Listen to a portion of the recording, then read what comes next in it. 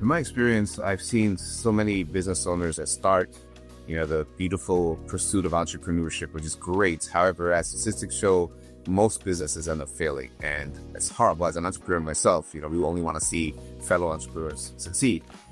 In my experience, what we've seen is the biggest barrier to success is not creating a viable structure, both personally and for the business, that will let them succeed. What does that mean? There's usually a ramp-up period for small businesses, a ramp-up for profits, okay, if you will. History shows that typically it takes, a couple of years for a business to fully be profitable. Well, you have to then account for that when you start a business and don't necessarily have all the capital, such as less than 1% of small business owners actually receive funding, like private equity funding. So that means you're going to be self-funding your business typically. So in the first few years, it's critical that you have enough viable funding for yourself to allow the business to grow and breathe versus having to start depending on that revenue too quickly, starting to bleed the business and then eventually leading to the failure of that enterprise.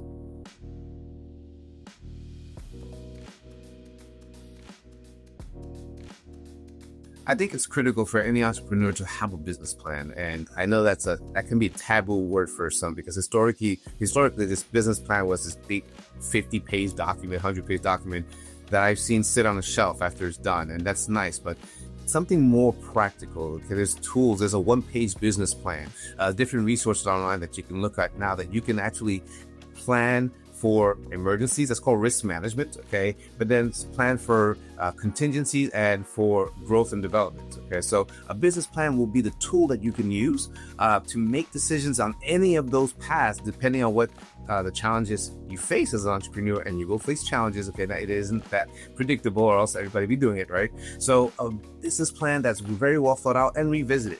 Okay, I see people who start off with a business plan, say, okay, what is it going to take financially? What's it going to take from a human resource standpoint? What's it going to take, from a capacity standpoint, et cetera, whatever your enterprise may be. And that plan becomes a tool for you to make the wisest decisions and to allow you to pivot in order to ensure the success of your business.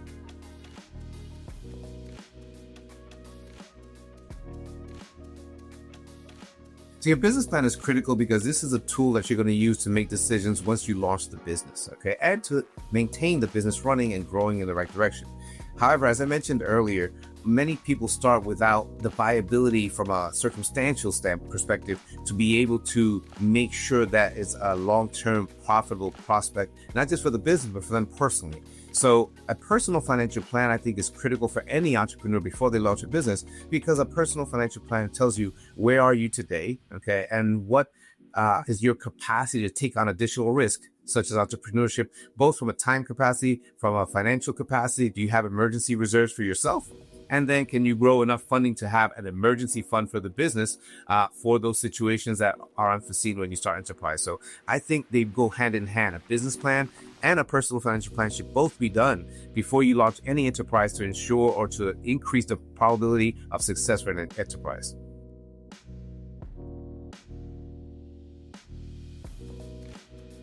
I think a financial advisor is very important, because I think and obviously I'm biased, okay, because I am one, but I think the ability to have a financial advisor, an outside business consultant, is someone objective that is not you, because entrepreneurs, we get passionate, we get all hyped up. You have to be. That's the energy that gets you going, that gives you the impulse to start something as risky as a business, right? But you want an objective outside voice to be able to take a look at what you got, what you're planning on doing, and maybe bring you down to earth a little bit, if at all, but at least you know that you've got objectivity going into your decisions. And that's where a good financial advisor or business consultant can really be a good sounding board for you to make wise decisions as you launch your enterprise. So we hope this is helpful. Our goal, our desire would be for you, if you're thinking about starting a business or already are a business owner, that you succeed and be a defier of the statistics that most businesses fail. We wish you much success, and we hope to see you soon.